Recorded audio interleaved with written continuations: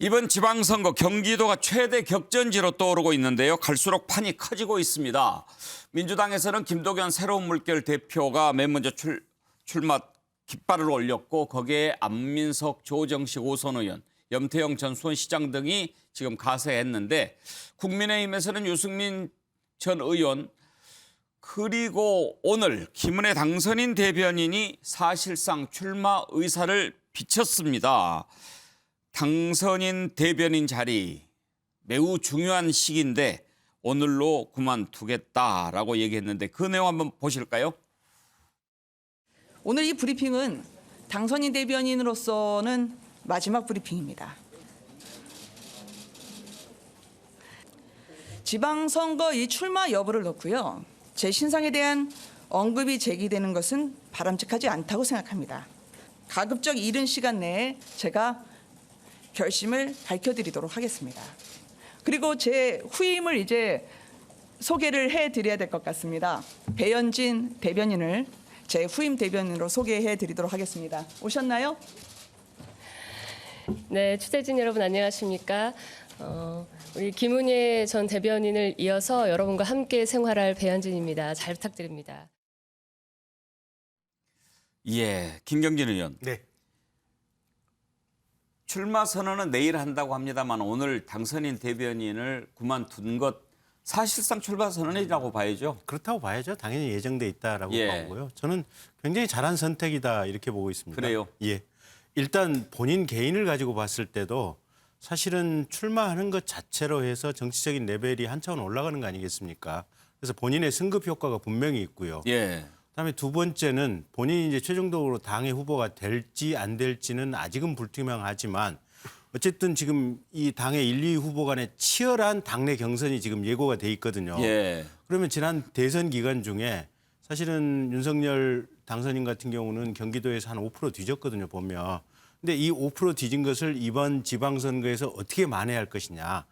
국민들, 경기도 주민들의 눈길을 끌 수 있는 당내의 치열한 경선을 통해서 이 과정이 어떻게 보면 새로운 또 승화의 과정이다. 예. 이렇게 보면 당 자체로서도 굉장히 지금 유익한 과정이고 그래서 본인에게도 좋고 당에도 좋고 결과적으로 누가 되든지 본인이 최종적으로 당선이 되면 더 좋고 안 되더라도 유승민 당선에 일조를 할 수도 있고 예. 그래서 여러 가지 아마 좋은 선택을 한 거 아닌가 싶습니다.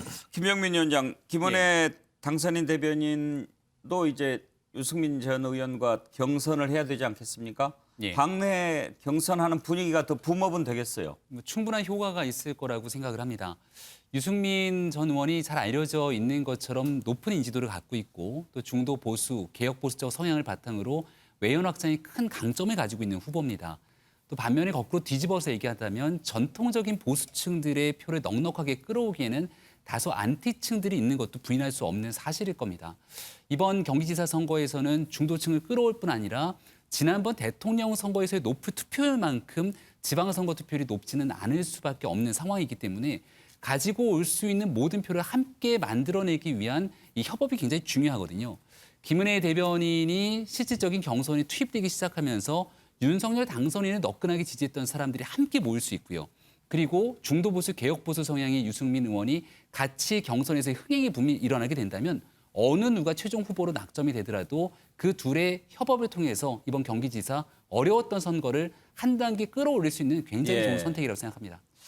그런데 이제 당선인 대변인 아닙니까? 아무래도 당선인의 허락, 당선인의 의중 어느 정도 헤아리지 않고 그냥 두기는 쉽지 않은 자리인데 그런 점에서 전재수 의원 혹시 당선인이 유승민 전 의원 되는 것을 원하지 않는 거 아닌가? 그런 분석도 나오고 있습니다. 딱 봐도 아는 거죠. 딱 보니까 모르겠습니까? 딱 봐도 이제 윤석열 당선자의 의중이 100% 반영됐다고 보는 게 맞겠죠. 왜냐하면 이 한 건이었으면 뭐 그럴 수도 있겠다. 그러고 넘어갈 수도 있습니다. 그런데 최근에 이제 권성동 의원께서 이제 원내대표를 예. 출마를 하시는데 이번에 충남도지사를 출마하기로 결정을 한 김태흠 의원이 사실은 원내대표 선거를 지난번에 떨어지고 난 뒤에 지난번에 36표를 받았어요. 굉장히 많이 받았습니다. 예. 1년 동안 준비를 해왔는데 이 당대표와 이게 김기현 원내대표가 찾아가서 당 지도부의 뜻을 전달을 하고 결국은 원내대표 선거를 포기하고 충남도지사로 차출이 되거든요. 이 과정을 보면 이제 권성동 의원을 원내대표로 만들기 위한 이제 당 지도부와 윤석열 당선자의 의견 교환이 100% 있은 것이죠. 이렇게 그러니까 원내는 권성동 의원으로, 그다음에 경기도는 유승민 전 의원을 그냥 못 보겠다는 겁니다. 그래서 이제 이것은 윤심이 100% 이제 좀 딱 보는 순간 그렇게밖에 볼 수가 없는. 그 우려가 되는 것은 이게 이제 원내 그다음에 이제 뭐 시도지사들을 광역단체장들을 이제 당선자의 의중대로 저렇게 갔을 때 이게 온전히 윤석열 당선자께서 취임을 하고 난 뒤에 이게 전적으로 뭐가 일이 잘못되면 대통령의 부담으로 리스크로 100% 온다는 점입니다. 리스크를 좀 분산한다는 차원에서 또는 이게 어떤 수직적인 당청 관계라든지 이런 것들을 좀 극복한다는 차원에서 제가 볼 때는 과연 저것이 국정 운영을 향후에 하는 데 있어서 저것이 도움이 될까 이런 생각이 드는데 마침 조혜진 의원이 이제 합의 추대 분위기로 가다가 이제 원내대표 출마 선언을 했는데 그 출마 선언문을 보면은 저는 정말 국민의힘 의원이긴 해도 100% 저는 동감하는 그런 원내대표 얘기를 좀 이따가 하려고 하는데. 출마 선언이었거든요. 예. 그래서 그러한 이제 우려는 조금 있습니다. 물론 뭐 저희 코가 석자긴 한데 예. 조금 그런 우려가 좀 그런 알겠습니다. 것이 사실입니다. 유승민 의원 생각이 궁금합니다. 반응을 한번 들어보실까요? 윤심이 담겨 있는 거 아니냐라고 해석할 수도 있지 않겠습니까? 좀 부담스럽지 않습니까? 아니요, 좀 뭐 전혀 부담스럽지 않고 윤심이 담겨 있는지 아닌지는 뭐 저는 확인할 방법은 없고요. 네. 제가 지난 목요일 날 출마 선언하고 그날 저녁에 당선인한테 제가 전화를 드렸습니다. 제가 오늘 출마 선언을 했습니다. 예. 당선인께서는 그래도 알고 계시고 제가 말씀드려야 될 것 같아서 전화 드렸다. 그리고 뭐 서로 이렇게 덕담을 주고받고 전화를 끊은 적이 있습니다만은 그때 윤석열 윤심이든 아니든 저는 우리 국민의힘 이번에 경기도지사 이 중요한 선거는 그 경선 과정이 정말 치열하고 뜨거웠으면 좋겠습니다.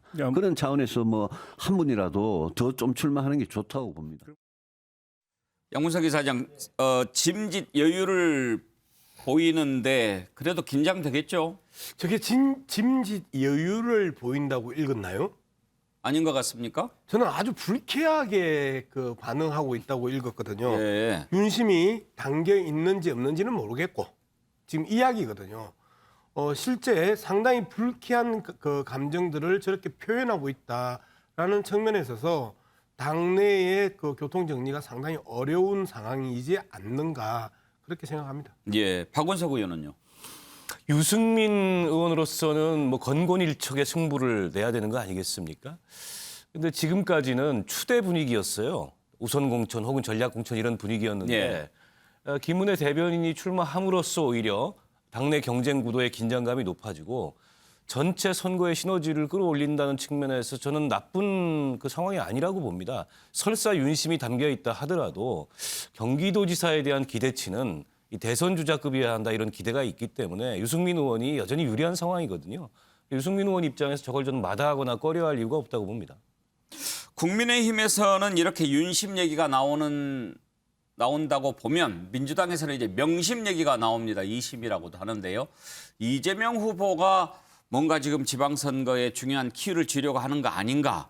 지금 뭐 서울의 송영길, 경기의 김동연 이런 얘기가 나오는 것도 이재명 고문의 구상에서 나온 게 아니냐 그런 얘기들이 많이 돌아다닙니다. 관련된 얘기를 한번 들어보실까요? 이재명 후보가 밀었다 이것도 사실과 다르고 송영길 전 대표는 정성호 서울에- 의원하고 만났다라는 점을 강조하던데 이걸 어떻게 봐야 되나요? 아니 정성호 의원하고 만난 거하고 이재명 후보의 생각과 뭐가 상관이 있어요. 한번 정성호 의원한테 여쭤보십시오. 이재명 고문의 마음이 전혀 그러니까 담겨 있는 것도 아니다 이런 말씀이신 거고. 저는 그렇게 봅니다. 이재명의 명심이 반영돼 있다. 이거는 맞습니까? 제가 뭐 이재명 후보와 정말 잘 안다고 생각하는 사람입니다. 예. 이재명 후보 뭐 그렇게 뒤에서 숨어가지고 뭐 대리 정치하고 뭐 그럴 만큼 느긋한 사람 아니에요. 자기가 나서가지고 하지. 예. 명심 없다. 전재수 의원 어떻게 생각하십니까? 이것이 논란이 되는 것 자체가 이제 민주당이 처해 있는 상황과 처지가 좀 힘들고 어렵다라는 것의 반증입니다. 뭐 실제 좀 그렇고요. 근데 제가 아는 이재명 후보는 저는 거 안 하실 분이에요. 예, 저는 거 안 하실 분이고 특히 이제 경기도의 김동연, 서울의 송영길 이분들 전부 다 대권을 꿈꾸고 계신 분들입니다. 2026년에 이제 당선되면은 도지사, 서울시장 임기가 끝이 나거든요. 2027년에 바로 대선이거든요. 자신의 경쟁 상대를 키울 필요도 없겠죠. 정치공학적으로 보더라도. 그렇기 때문에 저것은 윤석열 후보는 이제 국정 운영에 동력을 확보해야 되기 때문에 그런다 치더라도 이재명 후보가 저렇게 할 이유도 그럴 명분도 그럴 힘도 별로 없을 것 같다 이렇게 생각을 합니다.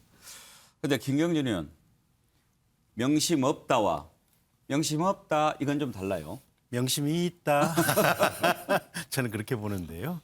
일단 가령 이낙연 전 대표 같은 경우 지금 미국 유학 가겠다고 말씀을 하시면서 일체의 지금 공사적 운동을 안 하고 계시지 않습니까?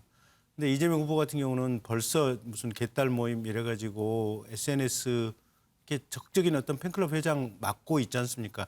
이 자체가 활동을 재개했다고 하는 증빙이고요. 그다음에 송영길 대표 은혜사에 있을 때 정성호 의원, 김남국 의원 찾아갔지 않습니까? 그게 이재명 명심의 반증 아니겠습니까? 거기다 송영길 대표 같은 경우는 대선 기간 중에 자 86그룹 다 은퇴합시다. 또는 나는 선거 끝나고 나서 난 당 대표 있기 때문에 책임을 지고 물러갑니다. 이렇게 했던 분이 갑자기 어떻게 나올 수 있겠어요. 명심의 바탕이 없이는. 결국은 그 모든 것이 이재명 전 후보의 어떻게 보면 머릿속에서 그려지고 있는 그림의 어떻게 보면 정밀한 조각이다. 저는 그렇게 보고 있습니다. 그러면 김경진 의원한테 한번 물어봅시다. 윤심은 있습니까 없습니까? 없죠. 아니 좀 정치 평론을 좀 공정하고 좀 중심을 잡고 좀 합시다. 아니 물론 이제 우리 양문석 의원님께서는 이제 경남 일대에서 굉장히 훌륭한 역할을 하실 분이기 때문에 뭔가 존경은 하고는 있지만 그래도 제 나름대로 또 공정하게 하려고 노력하고 있습니다. 아니 제가 가운데 앉아서 이쪽 저쪽 얘기를 들어보니까 좀 헷갈려요. 네. 논리적으로 근거를 대는 순서까지는 다 같은데 결론에서 윤심은 없다고 하고 명심은 있다고 그러고 또 이쪽에서는 명심은 없다고 그러고 윤심이 있다고 그러니 이거 박원석 의원은 좀 해석을 해 주세요. 뭐 서로 유리한 얘기를 하고 있는 거죠. 근데 이제 제가 해석하기로는 이 여의도 정치에서는 아니 땐 굴뚝에 절대 연기가 나지 않습니다. 그게 명심이든 윤심이든.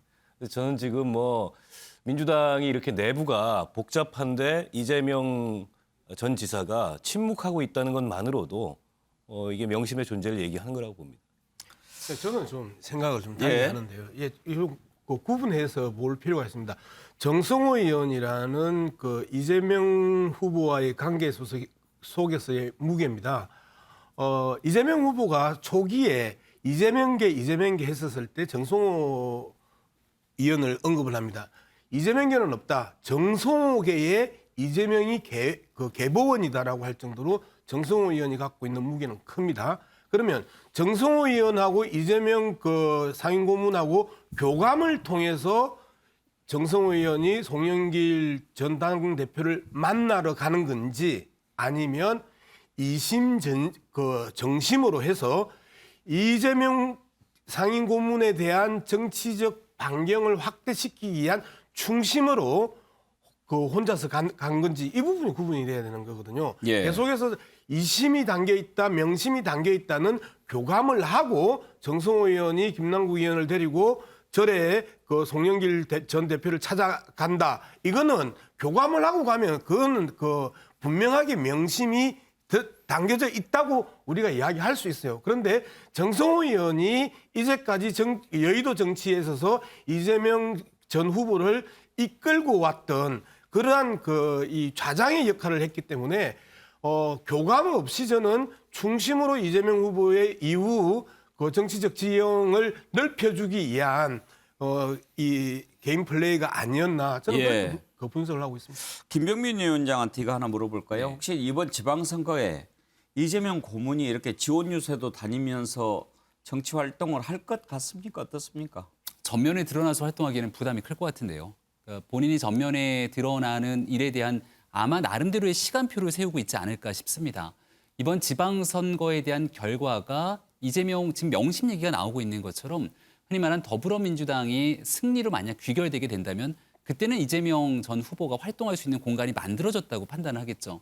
지금도 더불어민주당이 숱하게 얘기하고 있는 그 주요 명제 중에 하나가 젖잘싸 0.7%를 수없이 얘기하고 있는데 이번 지방선거를 기점으로 거기에 대한 활동 발판을 만들려고 하는 시도가 아니냐 이런 생각이 주기가 어려운 것이고요. 그런 측면에서 봤을 때는 아마 이재명 전 후보가 지선에 전면적으로 나오지 않겠습니다마는 이런 내용들 전체를 바라보고 있는 국민들께서 새 정부에 힘을 실어주는 것이 맞다고 지켜보시는지 아니면 지난 대통령 선거 과정에서 다소 아쉽다는 측면에 힘을 실을지에 대해서 결정을 짓는 중요한 선거라고 봅니다. 예. 자, 윤심, 명심 얘기 나오는데 요즘 지방선거 판짜기에 당선인 얘기가 많이 나오죠. 이 내용 한번 살펴보겠습니다. 김은혜 당선인 대변인의 경기지사 출마가 과연 윤석열 당선인의 뜻일까 아닐까 이런 생각 많은 사람들이 궁금해하는데요. 지금 윤석열 당선인 공식적으로 어떤 얘기도 한 적은 없습니다. 그렇지만 이제 측근들의 움직임을 보면 혹시 윤석열 당선인의 뜻이 배어 있는 게 아닐까 이런 관측들을 하게 만듭니다. 김은혜 당선인 대변인 경기지사 출마하는 것 그리고 이제 권성동 의원 원내대표 출마 선언을 했는데 그야말로 윤석열 당선인의 핵심 관계자 아니겠습니까? 그런 점에서 뭔가 이것도 당선인의 의중이 반영된 게 아닌가. 그리고 아까 전재수 의원이 말씀하셨듯이 그동안 원내대표 도전 의지를 다졌던 김태흠 의원에게 당선인이 전화를 해서 충남지사 권유했다. 그런 얘기도 나오고 말이죠. 자, 먼저 당에서 원내대표 출마를 선언한 권성동 의원 얘기부터 한번 해보죠. 출마 회견 들어보실까요? 대통령 당선인과의 깊은 신뢰를 바탕으로 민심을 정확하게 전달하고 할 말을 하는 원내대표가 되겠습니다. 과거 수직적 당청 관계의 폐해를 그 누구보다도 잘 아는 사람이 바로 권성동입니다. 저는 제왕적 대통령 시대를 종식하겠다는 당선인의 국정 철학을 실현하고 당이 국정 운영의 중심에 서도록 하겠습니다. 반드시 승리하는 여당을 만들겠습니다. 국민의힘과 윤석열 정부의 성공시대를 열겠습니다. 김경진 의원, 핵심 관계자가 원내대표 맡는 것이 당선인의 국정 운영에 도움이 될까요? 도움이 된다고 봐야죠. 근데 핵심 관계자 이전에 예. 선수라든지 의정 경력 이것만 가도 충분한 거 아니겠습니까? 그래서 권성동 의원이 지금 원내대표 도전하는 것 자체가 가령 당선인의 최측근이 아니었다고 하더라도 그게 이상할 게 단 일이라도 있습니까? 일단 그런 상황이고요. 그런 어떤 전제 조건 속에서 당선인과의 어떻게 보면 협력적인 관계 이런 부분까지 같이 있다면 원내정당으로서 국민의힘이 이게 당내에서 의정활동하는데 굉장히 잘 작동할 수 있지 않겠습니까? 예. 특히 또 이 민주당과 관계 설정도 권성동 의원이 여러 가지로 원만하고 또 통이 크고 이러면서 굉장히 좋은 관계를 만들어낼 수 있거든요. 그래서 저는 굉장히 좋은 후보가 원내대표 선거에 나섰다 그렇게 보고 있습니다. 김병민 위원장 어떻게 보면 또 당선인의 어떤 그 조각 관련해서 부담을 덜어주는 측면도 있을 수도 있겠죠? 네, 상당한 부담을 덜었다고 저는 생각을 합니다. 만약 처음 내각이 구성되는 과정에서 대통령과 가깝다고 알려져 있던 많은 사람들이 전면에 배치됐던 모습들을 보였다면 이 오른편에 앉아 계신 분들 혹은 또 반대되는 진영의 패널들을 비롯해서 여론이 결국은 측근들만 쓰는 것 아니냐 이런 비판의 목소리를 높였을지도 모르겠습니다. 권성동 의원이 아마 이 MBN에 나와서 인터뷰를 했던 거를 기억을 하게 되는데요. 다선 의원으로서 앞으로 제가 가야 될 정치적 앞길은 제가 개척해 나가겠다고 얘기를 한 바가 있습니다. 네. 말 그대로 무기명 투표로 진행되는 상황이기 때문에 아무리 당선인과 가까운 관계를 하더라도 의원들의 마음들을 사지 못한다면 원내대표 선거 이끌어낼 수 없는 것 아니겠습니까? 첫 번째 정부에서 여소야대 국면을 끌고 가기 위해 매우 중요한 선거니만큼 아마 본인의 역량을 바탕으로 원내대표 선거에서 주요한 결과를 쟁취하기 위해서 노력을 할 거라고 생각합니다. 전재수 의원 의정활동 해보시니까 어때요? 이 대통령과 아주 잘 통하고 그런 분이 원내대표를 맡으면 더 일하기가 쉽나요? 일단 있는 것 같습니다. 예. 사실은 민주당은 이제 그렇게 해왔죠. 예. 그러다 보니까 이제 일방통행, 폭주 또는 이제 뭐 단독 처리 또 야당한테는 날치기 통과 뭐 이런 비판을 쭉 받아왔던 거 아닙니까? 이제 이런 이제 단점이 있는 것이고 또 일견 보면은 이제 국정 운영에 좀 탄력이 붙는 것도 이제 사실입니다. 근데 그 속에서 이제 충분한 논의, 당의 충분한 논의라든지 이런 것들이 이제 좀 미흡한 적이 상당히 좀 있었죠. 그렇기 때문에 개입한다기보다 좀 이제 당에 좀 맡겨주는 게, 그리고 지난번 원내대표 선거 때 김태흠 의원이 표를 36표 굉장히 많이 받고 권성동 의원이 3등을 했습니다. 표 차이가 상당히 났던 걸로 알고 있거든요. 그렇기 때문에 당선자께서 직접 당 지도부까지 나서가지고 김태훈 의원에게 충남도지사를 권유할 정도로 아마 그 같이 붙었을 경우에는 권성동 의원이 원내대표 선거에 낙선할 가능성도 있었지 않나 그렇게 보여집니다. 일장일단이 있다고 저는 생각을 합니다. 자, 지금 뭐 권성동 원내대표 유력한 분위기죠. 그렇지만 추대해서 원내대표로 이렇게 모시는 것까지는 아직은 좀 난관이 있어 보입니다. 다른 반대 목소리도 있거든요. 들어보시죠. 저는 오는 8일 저희 국민의힘 원내대표 경선에 출마합니다. 누구와 가까우니까 유리하다. 힘 있는 사람을 내세워야 한다는 이야기는 그동안 우리가 고장난 녹음기처럼 지루하게 들어온 논리입니다. 벌써부터 그런 구태의연한 의식으로 퇴행한다면 변화와 개혁, 공존과 상생의 꿈은 요원하고 새 정부의 앞날에도 희망을 기대하기 어렵습니다. 이미 그 출마하기로 의사를 밝힌 다른 분들이 있습니다. 그러면 원칙적으로 출마 여러 번 하시게 되면 추대는 불가능합니다. 우선 경선은 치러야 되는 것이고. 무조건 경선 갑니까? 뭐 그 며칠 안 되는 게 기간 동안에 뭐 조정이 좀 있을 수는 있겠습니다만은 지금까지는 출마 의사가 있으신 분이 최소한 뭐 권성동 의원이 나오신다면은 그 포함해서 한 3분 이상 있을 거로 보여가지고 그게 단기간에 조정되긴 쉽지 않을 거다라는 생각을 하거든요. 양문석 이사장, 원내대표 추대해서 하는 경우가 가끔 있나요? 거의 없죠. 거의 없습니다. 예. 제가 제 기억은 아직까지 뭐 가문에서 그런지 그 생각이 나지 않고요. 앞서 이제 김병민 위원장이 이야기했던 뭐 오른쪽에 앉아 있는 사람들이 척근만 쓰고 있어라고 비판할 수 있는 가능성이 있다라고 했는데 척근만 쓰고 있잖아요 지금. 사실상 김태흠 윤핵관이었고요. 그다음에 권성동 윤핵관이었고 김은혜 윤핵관이었고 그리고 도지사를 저런 식으로 차출해서 준비되지 않는 도지사를 그 중앙 정치를 조정하기 위해서 그 도지사를 차출하는 저러한 경우들도 상당히 그 충남 도민들 입장에서는 불편할 수밖에 없는 거거든요. 그냥 척근을 쓰고 있습니다. 당당하게 척근을 쓰세요. 그리고 초기에 척근을 쓰는 것들이 아까 우리 전재수 의원도 이야기했지만 장점과 단점이 있으면 장점을 갖다가 더 발현시키고 더 강하게 확장시키면 됩니다. 척근을 쓰면서 누가 뭐라고 하나요? 척근 쓴다고 이야기를 하고 초기에 여소야대 국면에 있어서 좀 더 돌파력 있게 그 가기 위해서는 척근과 친위부대로 갈 수밖에 없습니다라고 국민한테 이야기하면 되는데 그렇게 하고 있으면서 아니라고 자꾸 이야기하니까 우스워지는 거예요. 자꾸 정치를 다른 장막으로 가리면서 속이려고 하지 말고 있는 그대로 하고 솔직하게 이야기하고 또 거기에 대한 장점이 있으면 돌파하면 되는 거예요. 제가 반박을 좀 안 할 수가 없을 것 같은데요. 아마 더불어민주당이 지난 5년 동안 보여줬던 측근 정치, 회전문 인사, 돌려막기 정치 이런 내용들이 익숙해 있는 측면에서 그런 말씀을 하시는 게 아닌가 싶습니다. 제가 얘기를 꺼냈던 내용들은 지금 아마 뉴스를 보시면서 알겠습니다만 법무부 장관과 행안부 장관에 혹시 측근 인사들이나 정치인이 들어가는 것 아니냐. 만약 그렇게 되게 되면 과거에 비판했던 내용들을 거꾸로 내로남불 돌리는 것 아니냐. 이런 얘기들이 나오고 있기도 합니다.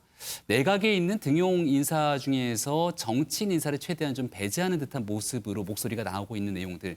이런 일들을 두고서 측근 인사를 정치인이라는 이유, 가깝다는 이유만으로 전문성이 떨어져도 등용하지 않겠다라고 하는 원칙적인 모습들을 얘기를 하고 있다는 것이고요.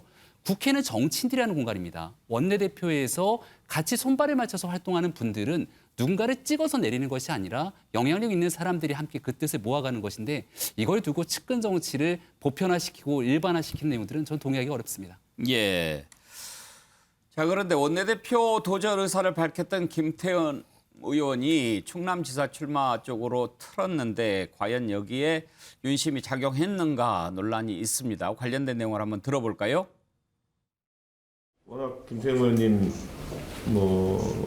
원내에서도 인기 좋으시고 여러 가지 측면에서 당을 위해 봉사하시는 거 잘 알고 있지만은 이번에 좀 충남 선거에 많은 도움을 주셨으면 하는 생각이 있습니다. 네, 당 차원에서는.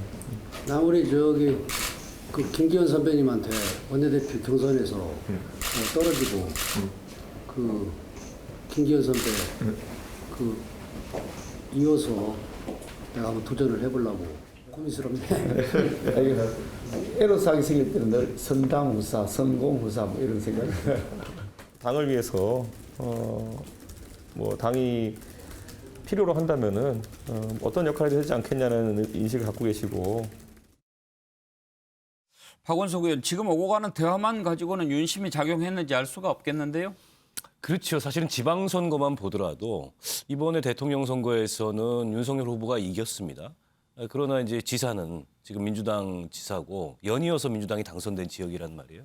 국민의힘으로서는 굉장히 탈환이 중요한 이제 그런 선거이기 때문에 누가 나서더라도 무게감 있는 그런 후보가 나서야 될 필요성이 있는 것만은 분명하고 또 보도에 따르면은 윤 당선인께서 직접 명색이 내가 충남 출신인데 충남 선거에서 우리가 지면 되겠느냐 김태흠 의원이 나서달라 이 연락을 했다는 거 아닙니까? 그래서 저는 윤석열 당선인으로서는 일종의 양수협정을 뒀다고 생각합니다. 원내대표 교통정리도 하고 그리고 당장 그 이번 지방선거에서 기묘한 이 충남 선거에 승리 가능성 있는 후보를 내는 두 가지 수를 한꺼번에 둔 게 아닌가 싶습니다. 네. 자, 원내대표 살펴봤고 지금 이제 윤석열 당선인 이제 대통령 취임 이후 비서실장이 누가 될 것인가 하는 것도 초미의 관심사입니다. 이틀 전에 총리 후보자 지명을 했는데 비서실장을 놓고는 지금 장제원 비서실장이 가장 유력한 비서실장 후보가 아니냐 하는 얘기가 나옵니다만 본인은 지금 계속 나는 다시 여의도로 돌아가겠다 이렇게 밝히고 있습니다. 그리고 최근에 좀 4성급 중진 의원급을 이렇게 천거를 했는데 좀 젊은 사람으로 이렇게 좀 해달라 당선인이 요청을 했다고 하는데 그걸 놓고도 장제원 실장이 꼭 와야 된다 이런 당선인의 의지가 담긴 거다 이런 얘기도 나오고요. 글쎄요. 관련된 얘기를 한번 들어보시죠. 장제원 의원님 비서실장으로 매우 아유, 현역 의원인데 그건 전혀 근거 없는 얘기고. 장성민 의원 비서실장 설도 돌고 있습니다. 그래 이제 됐죠? 정무 감각과 경륜 있는 분으로 조금 기준 같은 네, 거 생각하고 계시다고. 국민 잘 모실 수 있는 아주 유능한 분을 잘 모시고 일을 하겠습니다. 저는 1호 선임은 사실은 대통령 비서실장이 될 줄 알았어요. 왜냐하면 총리가 관장하지 않는 국가기관도 많거든요. 그렇죠. 조화롭게 하려면은 대통령 실장이 역할을 해야 됩니다. 그래서 저는 장제원 실장이 청와대 실장 가는 거 아닌가 하고 사실 이렇게 생각을 했는데 또 본인은 국회로 가고 싶다고. 장제원 의원도 적절하다면 과감히 해도 된다. 저는 가는 게 오히려 순리 아닌가 하는 생각이 들었습니다. 순리다. 가장 가까운 거리에서 지금 대통령 당선인하고 여러 가지 관계를 생각하면 이게 성공하도록 사실은 정말 끝까지 최선을 다해야 되는데. 김경준 의원, 국민 잘 모실 수 있는 유능한 분 당선인이 이렇게 얘기했잖아요. 나 이런 분 한 사람 아는데. 누구예요? 김경진 의원이라고. 저는 감이 많이 부족합니다. 아 그래요? 예. 겸손까지 갖추셨네. 그렇게 얘기하면 감사하긴 한데요. 저도 적극 추천합니다. 그렇게 될 일은 아닌 것 같고요. 이게 첫째는 그러니까 이제 이 모든 정치권에 두루두루 지금 인맥이 통해 있어야 되거든요. 근데 저는 국회의원 한 번밖에 못했기 때문에 경륜도 많이 부족하고 인적 네트워크도 부족하고 그래서요. 그럴 만한 상황은 아닌 것 같고 장제원 실장 같은 경우는 제가 옆에서 캠프할 때 쭉 옆에서 지켜보니까 첫째는 상황 판단이 매우 명민하고 빠르거든요. 두 번째는 이제 이게 사실은 대안을 쉽게 낼 수 있으면 누구나 냈지만 쉽게 낼 수 없는 문제 앞에서 대부분 우왕좌왕하거든요. 근데 그 상황 속에서 장제원 의원 같은 경우 보면은 어떻게든지 대안을 찾아서 내더라고요. 보면. 그리고 가부간의 답이 분명해요. 됩니다, 안 됩니다. 재선에서는 이거 결정할 수 없습니다. 후보하고 직접 만나서 얘기하십시오. 이런 부분이 분명해서 저는 캠프할 때 장제원 의원 겪어보고 나서 정말로 일 잘한다. 그런 느낌이었거든요. 근데 아마 눈과 판단이 똑같았기 때문에 당선인께서 장제원 의원을 당선인 실장을 아마 시켰고 예. 혹여 내심에는 아마 계속해서 이제 의원직 사퇴하고 비서실장을 해주기를 바라는 것이 아닌가라는 이제 제 추측은 있지만 당선인의 마음속이 어떤 생각인지는 잘 모르겠어요. 본인이 계속 고사한다면 또 그것도 설득하기 쉽지는 않겠죠. 그런 문제도 있을 겁니다. 그래서 저 부분은 아마 첫째는 두 분 사이의 생각이 이제 조정이 돼야 될 것 같고요.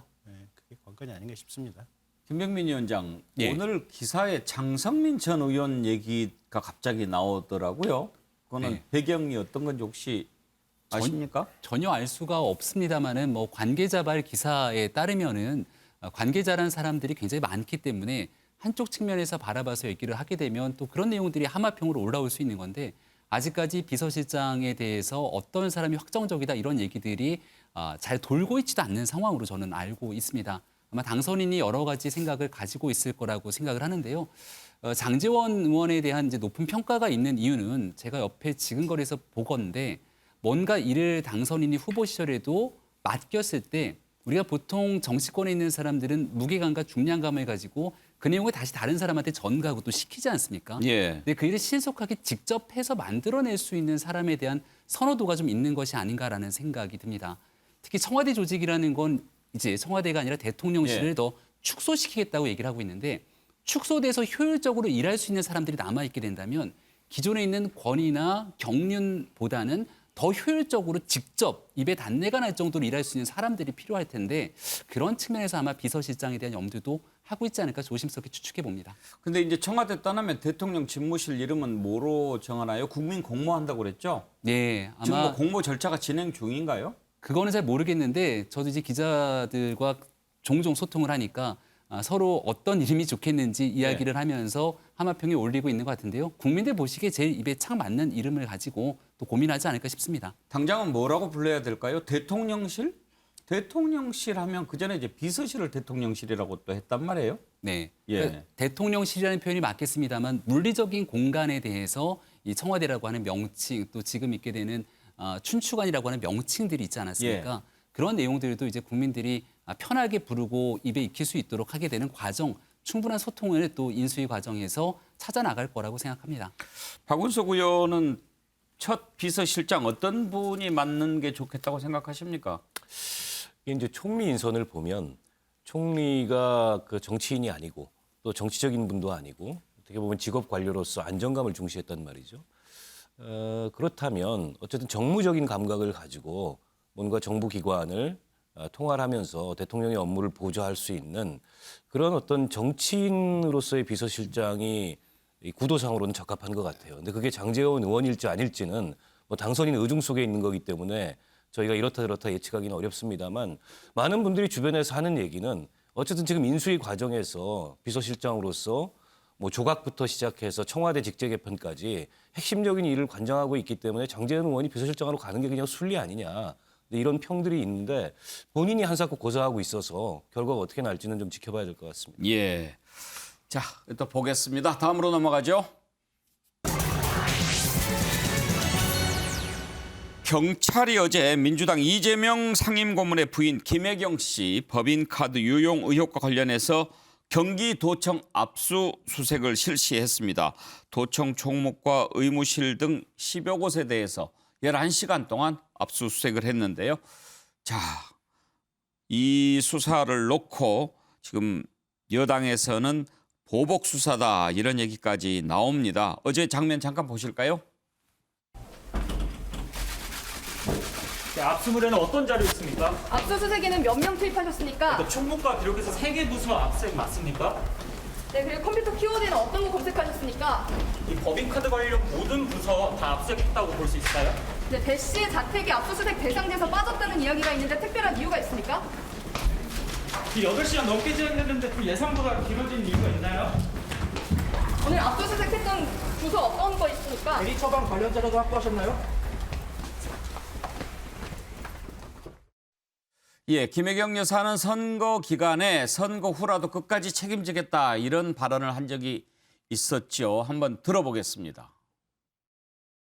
수사와 감사를 통해 진실이 밝혀질 수 있도록 최선을 다하겠습니다.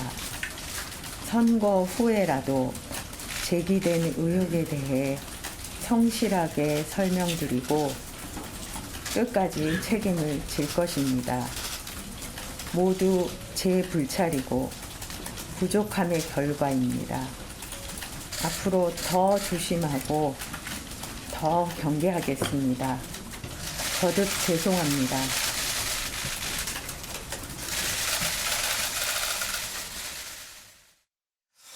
전재수 의원 어느 정도 예견된 수사라고 할 수 있는데 저걸 보복 수사라고 보십니까? 일단은 그렇게 단정하기는 조금 논리적으로 비약적인 부분이 있죠. 왜냐하면 선거 캠페인 과정에서 한 10건 가까이가 이게 고소고발이 돼 있습니다. 그렇기 때문에 선거 기간 중에는 검찰이든 경찰이든 선거에 영향을 미칠 수 있기 때문에 대략적으로 이제 수사를 좀 중단을 하고 그러고 난 뒤에 이제 수사를 재개를 하는 것이죠. 다만 이제 민주당에서 정치보복 이야기를 하는 것은 이런 것입니다. 저 김건희 씨든 김혜경 씨든 공히 선거 캠페인 과정에서 고소고발이 난무했습니다. 특히 지금 법인카드 유용 의혹에 대해서 수사에 들어갔는데 김건희 씨와 관련해서도 허위 이력과 허위 경력 그리고 이력과 경력을 부풀리게 하고 허위 수상 실적 또 수상 실적을 부풀리게 했던 것 그다음에 주가 조작 공범들이 지금 다 구속이 돼 있죠. 뿐만 아니라 장모의 어떤 그 양평군에 있는 공흥지구 부동산 개발 사업 비리 의혹 여러 건들이 있습니다. 그리고 최근에 이제 선거관리위원회에서 이번 선거 때는 네거티브 현수막을 전부 허용을 했거든요. 그래서 법카부터 시작해가지고 김건희 씨 주가 조작까지 이게 네거티브 현수막이 공이 전국에 다 붙었는데 이 말하자면 김건희 씨를 비판했던 그 현수막 그 완전 민간인들입니다. 그분들 휴대폰, 계좌, 그다음에 차량, 집까지 전부 다 압수수색을 하는 그 정도로 할 만한 이게 그 불법이라 하더라도 그 정도까지 이게 할 정도는 아니거든요. 그렇기 때문에 민주당에서 이제 이러한 우려를 이제 하는 것이고 수사기관이라면 제기된 모든 고소고발 사건에 대해서 특히 이제 5월 10일 날 취임을 앞두고 있기 때문에 기소가 중지될 수밖에 없습니다. 수사는 마무리를 해야 뭐 기소 중지를 하든 임기가 끝나고 난 뒤에 수사를 재개를 할 수가 있는데 그런 근거들은 마련을 해놔야 되지 않을까 이런 이제 의문이 있는 것이죠. 김경진 의원 시각은 어떻습니까? 당연한 절차라고 보십니까? 아니 김혜경 여사 본인이 아까 자료화면에서 봤지 않습니까? 최선을 다해서 수사와 감사에 협조를 하겠다. 지금 수사했지 않습니까? 그럼 최선을 다해서 협조를 해야 저 말씀에 맞는 거 아니에요? 근데 무슨 보복 수사다? 그게 협조입니까? 그다음에 또 한 가지 최선을 다해서 감사에도 협조를 하겠다 그랬잖아요. 근데 저 김혜경 여사 옆에서 수행하고 있던 5급 배모 씨라고 하는 분은 나 공무원 경기도청 공무원에서 퇴직했으니까 감사 받을 이유 없어. 감사에 협조할 이유 없어. 이래가지고 경기도청 감사관이 뭐 좀 물어봅시다라고 했더니 나 얘기 안 할래요 그랬다는 거 아니에요. 그래서 그러세요? 그러면 우리 그냥 고발할게요 그랬더니 그건 당신네들 알아서 하세요 그랬다는 거 아니에요 보면. 그게 협조입니까? 예, 양문석 기자. 말씀 좀 정확하게 할 필요가 있는데요. 그 김혜경 씨가 협조하지 않겠다고 이야기한 적도 없고 그다음에 김혜경 씨가 이거 보복 수사라고 이야기한 적이 없습니다. 이 부분에 대해서 명확하게 알 필요가 있고요. 그리고 아시다시피 자, 두 사람 다 잘못했는데 한 사람은 졌다고 압수수색 들어오고 한 사람은 이겼다고 봐주고 그리고 죄의 질과 무게가 아주 다른데 어떤 사람은 깃털 같으면 비교하면 어떤 사람은 몸통인데 몸통은 봐주고 깃털은 압수수색하고 이 부분에 대한 문제를 지금 제기하는 거잖아요. 사실상 오늘 어떤 분이 뭐 방송에서 나와서 그런 이야기를 했지만 미국에서 주가 조작 같은 경우는 진짜 종신형이거든요. 자본주의 근간을 흔드는 행태이기 때문에 이 부분에 대해서는 아주 단호합니다. 이미 그리고 주가 조작과 관련해 가지고 많은 연관자들이 구속되어 있는 상황이잖아요. 그리고 윤 당선인도 중간중간에 말실수를 하면서 실질적으로 범법 행위의 혐의가 더 짙어진 상황이잖아요. 이런 상황들을 놓고 지금 이야기를 하면서 하려면 같이 해라. 그렇게 하는 게 맞는 거고, 그래서 저는 정치 보복이라고 생각하지 않습니다. 검찰이든 경찰이든 공정하게 수사해라. 그리고 법인카드 압수수색했으면 주가 조작과 관련해서도 다시 제대로 된 수사를 하고 소환 조사해라. 이 부분을 지금 요청하는 겁니다. 근데 양문석 이사장님도 이 경남지사를 하겠다는 일념 때문에 너무 말씀이 지금 강하게 나오시는 것 같은데요.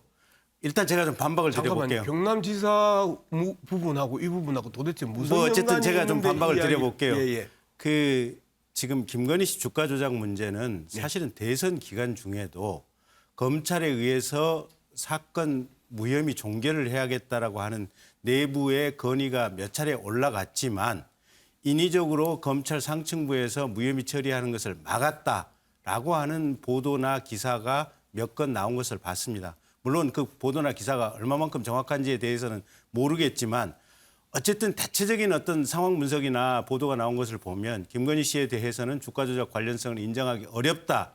그래서 검찰 실무진조차도 수사가 더 이상 진행될 수 없다라고 하는 것이 대체적인 어떤 상황 분석이었던 것 같고요. 이 건은 어쨌든 저렇게 김혜경 씨가 나 적극적으로 수사 받겠다라고 얘기를 했고 지금 수사가 진행 중인 상황인데 이재명 지사를 후보로 내세웠던 민주당의 의원들이 이게 선거가 끝나자마자 무슨 편파 수사한다 이런 식의 얘기를 하고 있는 것은 결국은 잘못된 시각에 의한 얘기가 아닌가라는 의견입니다. 그 민주당 전체 입장은 아니잖아요. 그죠? 그리고 여기 지금 민주당의 그 전재수 의원도 그 정치 보복에 대한 부분에 대해서는 상당히 신중하고 경계하는 그 표현을 했었습니다.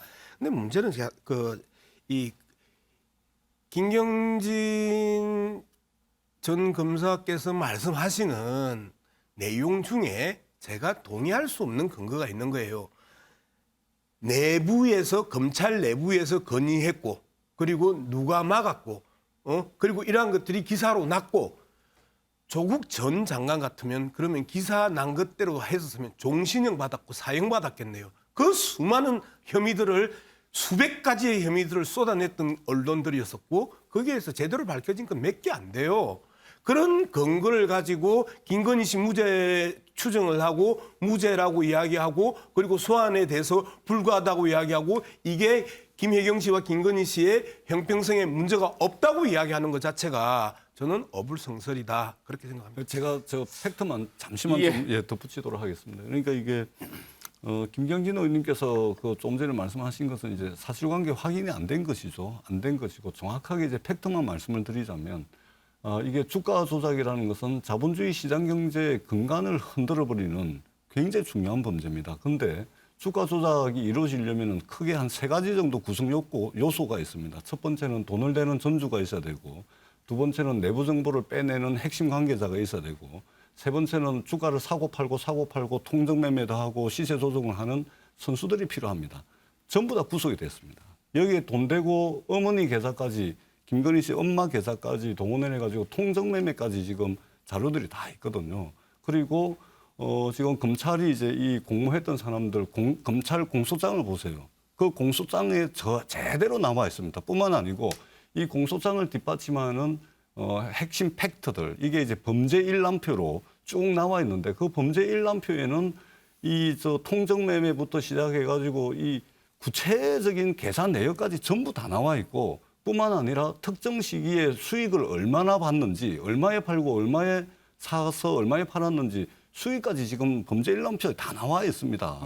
그런데 지금 김건희 씨를 빼고 전부 다 구속돼 있는데 지금 소환 조사를 그 대선 기간 중에 이제 소환을 요구를 했는데 소환을 거부했다는 것까지 이제 나와 있는 거 아닙니까? 그러니까 혐의가 있으면 수사를 해야 되죠.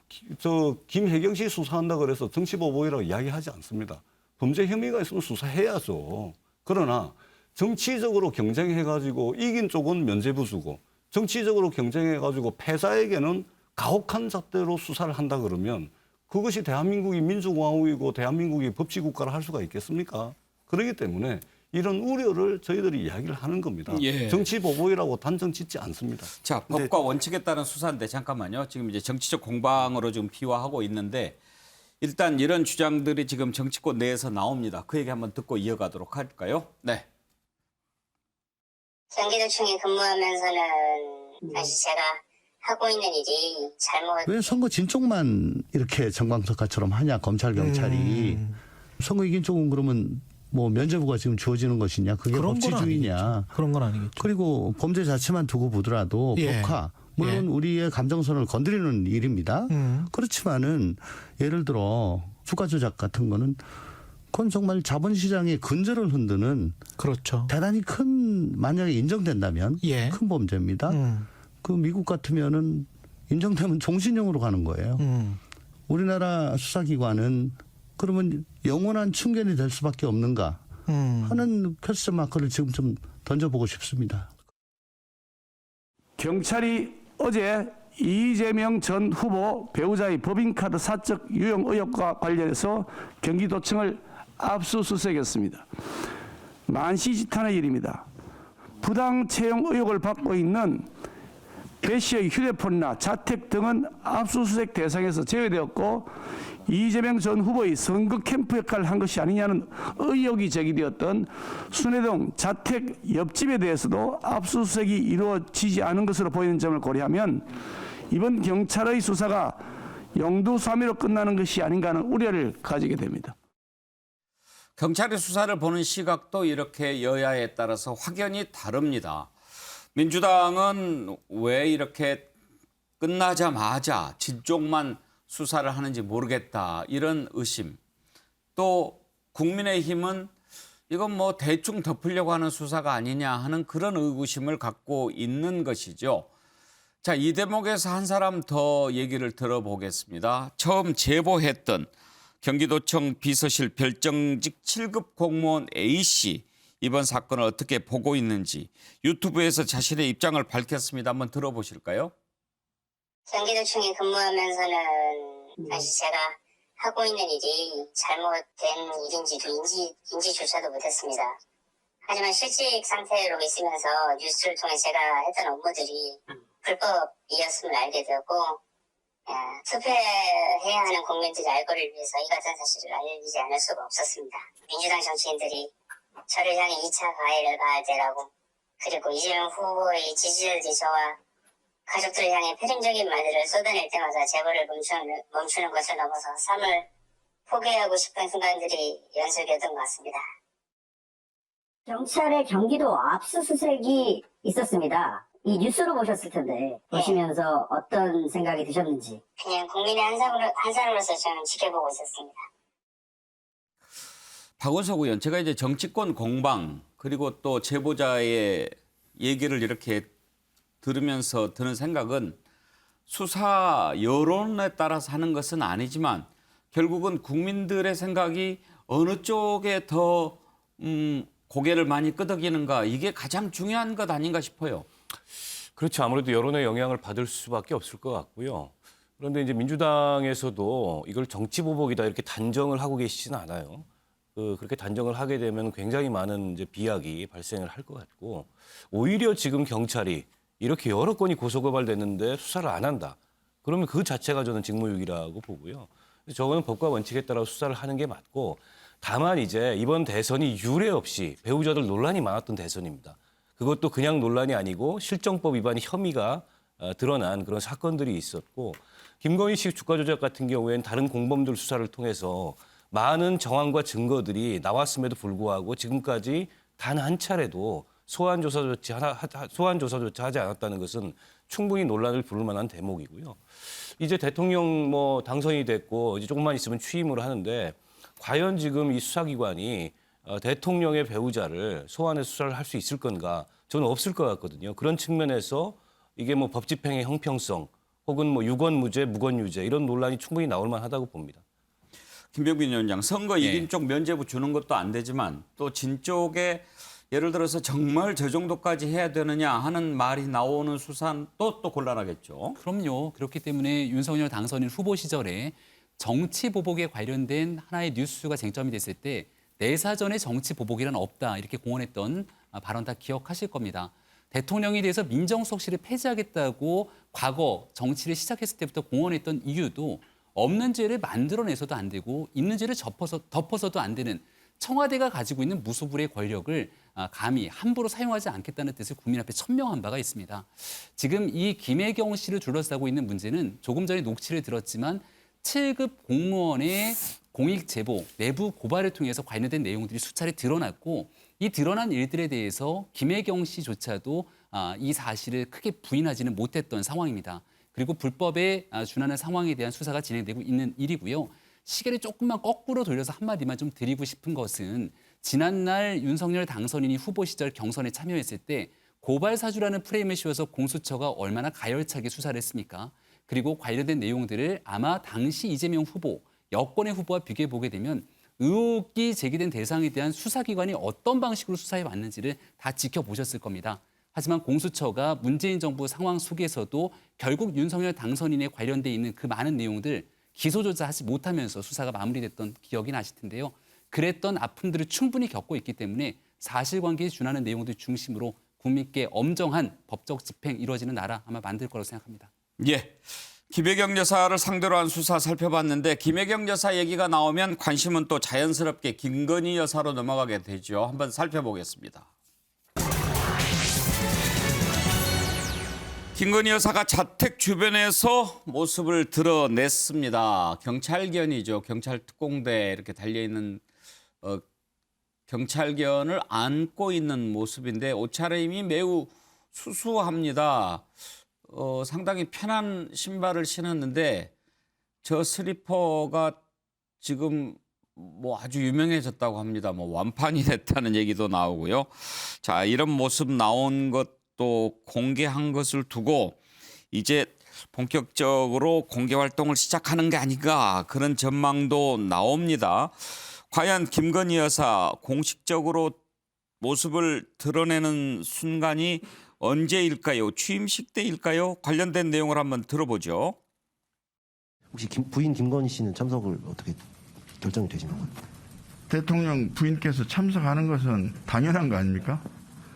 사실 공식적인 일정과 관련해서는 취임식 준비위원회에서 몇 마디 말씀은 드린 걸로 알고 있습니다. 그렇지만 그 이상의 앞으로의 어떤 일정을 하실지에 대해서는 제가 여기서 드릴 수 있는 정보는 많지 않습니다. 공개활동 재개를 위해 국민 여론을 떠보려는 언론 플레이로 보인다는 점에서 매우 유감스럽습니다. 윤석열 당선자의 대통령 취임식이 한 달여 남은 상황에서 김건희 씨에 대한 국민께서 궁금해 하시는 것은 당연합니다. 하지만 대통령 선거 기간 동안 제기된 무수한 의혹들이 해소되지 않은 상황에서 은근슬쩍 공개 활동을 하겠다는 것은 언어도단입니다. 전재수 의원한테 한번 물어볼까요? 지금 대통령 당선인의 배우자 아닙니까? 그러면 공개 활동을 어떻게든 해야 하지 않겠습니까? 그러면 해야죠. 예. 그런데 지금 민주당은 먼저 의혹부터 해명하고 공개 활동을 해야 된다 이런 주장입니까?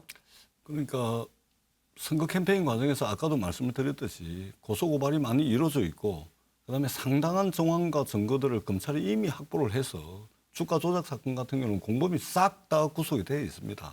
그리고 검찰이 실제 이제 소환 요구도 했고 거기에 응하지를 않아가지고 지금 이제 제대로 수사가 안 되고 있는 겁니다. 그렇기 때문에 그런 측면에서 제기된 수사에 대해서 이제 함께 돼야 된다 이 의미고 그리고 이 김건희 씨와 관련해 가지고 이것뿐만 아니고 지금 여러 건들이 있지 않습니까? 허위 이력, 허위 경력만 하더라도 사문서 위조, 위조 사문서 행사, 또 업무 방해 뭐 이런 것들이거든요. 그러한 경력들을 통해 가지고 교수하고 지금 이제 저 기업을 운영하고 있는 거 아닙니까? 그렇기 때문에 이런 부분들에 대해서 선거 캠페인 과정에서 전 국민적 관심을 끌었고 이런 문제 때문에 사실은 또 어떻게 보면 여론조사에 보면 비호감도가 상당히 높았던 부분 아닙니까? 그러니까 이것을 매듭 짓지 않고 그냥 이게 공개 활동을 하게 될 경우에는 김건희 씨에게도 그리고 취임을 앞둔 윤석열 행정부에도 결코 좋은 일은 아니다. 반드시 매듭은 어떤 식으로든 재야 된다. 이렇게 이제 저희들이 말씀을 드리는 것입니다. 김경진 의원은 어떻게 생각하십니까? 아니 그 허위 경력 이력 이 논란에 대해서는 일단 대선 기간 중에 한번 사과를 했었고요. 그다음에 그때도 제가 이 방송에서 얘기를 했지만 아니 발생했다고 하는 연도가 무슨 2003년도, 2007년도, 뭐 2010년도 이때쯤이거든요. 보면 어떤 사건은 20몇 년 전 일이고 짧아도 한 13년에서 15년 전 얘기들입니다. 그러니까 형사소송법상으로 공소시효가 이미 다 끝나서 형사사건화가 될래야 될 수 없는 사건들이거든요, 보면. 그래서 정치적 도의적인 의미에서 그때 국민들에게 사과를 하고 지금 이제 한 매듭이 졌다. 지금 이렇게 봐야 될 것 같고요. 주가 조작 부분은 검찰이 어떻게 처분을 할지는 조금 더 지켜봐야 되겠지만 그때 대선이 끝나기 이전 단계에서 이미 검찰이 무혐의 처리를 하려고 했었는데 그리고 무혐의 처리를 하려고 했었던 이유는 뭐냐면 현재 구속돼서 재판을 받고 있는 사람들은 주가 조작을 현장에서 실행한 실행범들이고 김건희 씨는 그분들 중에 한 분이 통장을 좀 맡기라고 그래서 돈과 통장을 좀 맡겼다고 하는 거 아니겠습니까? 그 주가 조작에 사용된 자금이라고 하는 것이 대체로 한 700억 정도 되는 이 자금이 활용이 됐었는데 김건희 씨가 이 맡겼던 통장은 지금 제 기억에 의하면 한 20, 30억 정도 됐던 걸로 돼서 수사하는 검사 입장에서 보면 도저히 이거는 가담이나 공범 인정 가능성이 일체 없다라고 해서 무혐의 처분을 하려고 했었는데 지금 현재 문재인 정부가 임명했던 검찰 상층 수뇌부가 이걸 막아서 그냥 사건을 계속 가지고 있을 수밖에 없었다. 예. 이런 보도들이 나왔다는 거거든요. 그래서 이 부분은 이제 물론 아직 정식적인 사건 처리가 안 끝났기 때문에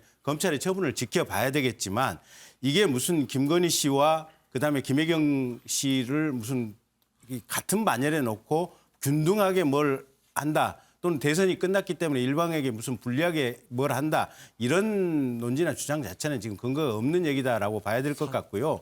김건희 여사 저렇게 지금 나와서 돌아다니고 있는 것은 일단 본인이 집안에만 있으면 얼마나 답답하시겠습니까? 그러니까 바람도 쐬러 나오고 뭐 그러다가 지금 사진이 찍히지 않았나 싶고요. 제가 아는 한은 아마 이 취임식 때 공개 행보를 할 것이고 예, 막 그 전에 무슨 공개 행보가 뭐 있을 거다 이렇게는 예상되지 않습니다. 제가 한 말씀만 좀 드리자면 김경진 의원님께서 아마 선거 끝난 지 얼마 안 됐는데 기억이 잘 안 나시나 본데 허위 경력, 허위 이력, 그다음에 수상 실적, 그다음에 전시회 경력 이것은 공소시효가 완성이 안 된 게 많이 있습니다. 수원대학교 갈 때 추천받아서 갔다고 그랬는데 이 공개 채용 형식 공소시효 완성이 안 돼 있습니다. 그다음에 지금 전시회라든지 수상 실적이라든지 경력들이 공소시효 완성이 안 된 게 많이 있다는 년도권이죠? 많이 있습니다. 그러니까 수원대학교가 몇 년도에 간 그러니까 거죠?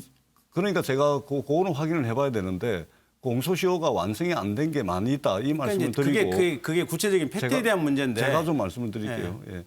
공소시효가 완성된 걸 그래도 공당인 민주당에서 그렇게 무책임하게 하겠습니까? 선거 과정에서 제가 연도를 다 외우고 있었는데 지금 그러나 공소시효가 완성되지 않은 것들이 많이 있다 이 말씀을 드리고 주가 조작과 관련해서는 다시 한번 검찰 공소장 그리고 첨부되어 있는 범죄 일람표를 보십시오. 검사를 하셔서 잘 아실 겁니다. 딱 보면 나옵니다.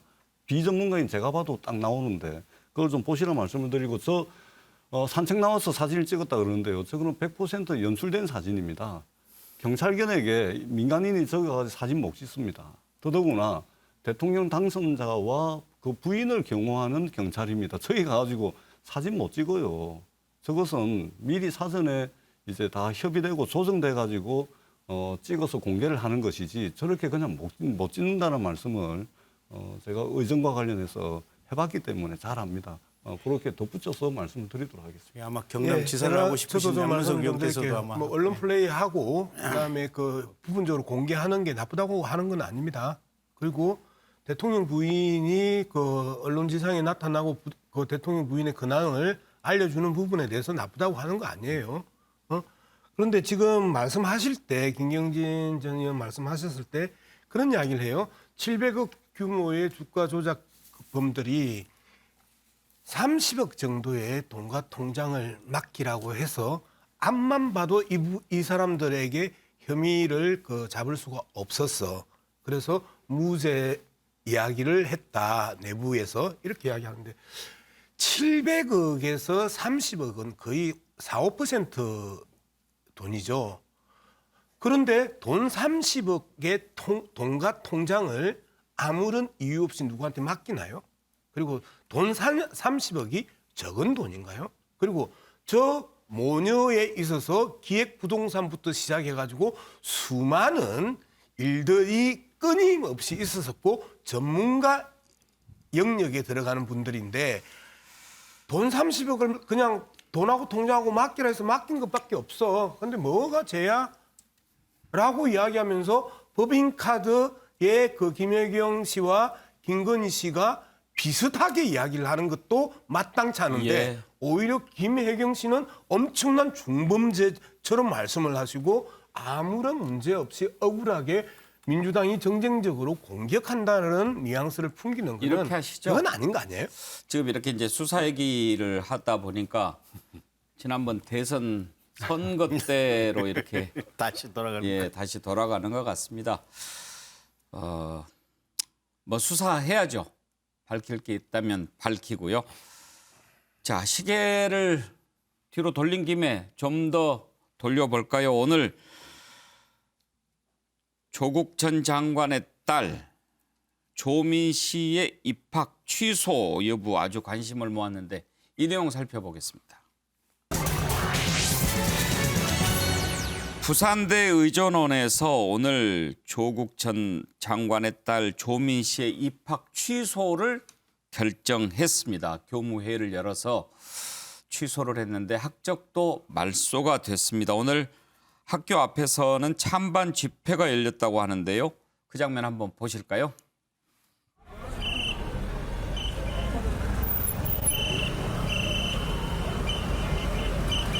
무엇이 두려워가지고 학생을 인질 삼아서 지금까지 온지 모르겠습니다. 강자를 굴복하고 약자를 짓밟는 저희는 잘못된 것을 바로 잡아야 된다고 목소리를 내고 싶었고 저희는 그냥 정상적으로만 살고 싶었어요. 그런데 이렇게 정상적으로 사는 게 이렇게 힘든 줄을 몰랐습니다. 박원석 의원 참 오래 갔습니다. 근데 네. 이제 저것도 하필이면 대선 끝나고 이제 또 저렇게 나오니까 또 이런저런 얘기가 나오는 것 같습니다. 글쎄요, 뭐 대선을 의식해서 일정을 조정한 것 같지는 않습니다만 대법원 확정 판결이 있었기 때문에 부산대 의전원으로서는 뭐 어떤 조치든 취하지 않을 수 없는 상황에서 오늘 교무회의를 열어서 입학 취소를 결정을 한 것 같고요. 일단 7대 스펙 모두가 허위로 밝혀진 상황에서 입학 취소 이외의 결정을 하기는 어려웠을 거라고 봅니다. 근데 이제 문제는 부산대 의전원뿐만이 아니라 지금 고려대 예. 입학 과정에서도 허위 스펙이 사용됐던 게 확인이 됐기 때문에 아마 조만간 고려대에서도 유사한 의사결정을 하게 되지 않을까 싶은데 개인적으로는 뭐 굉장히 좀 안 됐습니다. 그러나 어쨌든 또 개인적으로 안 된 것과 이 법과 원칙이 분명한 건 다른 문제이기 때문에 저 사안은 뭐 부산 의전원으로서는 불가피한 결정이었다고 봅니다. 김병민 위원장, 예. 조민 씨가 그전에 그런 글 썼나요? 고졸이라도 상관없어? 그게 한 라디오 인터뷰에서 예. 저는 뭐 상관없다. 그러면서 다시 고졸로 돌아가도 다시 의사면허를 따면 된다고 얘기했던 기억이 나는 대목이 있습니다. 뭐 조민 씨 개인적인 입장에서야 청천벽력 같은 소식이겠습니다만은 거꾸로 생각해 보면 정의와 진실이 법적 판결에 따라서 하나씩 바로잡히는데 이렇게 긴 시간이 걸릴 수밖에 없었는가라는 생각이 주기가 어렵고요.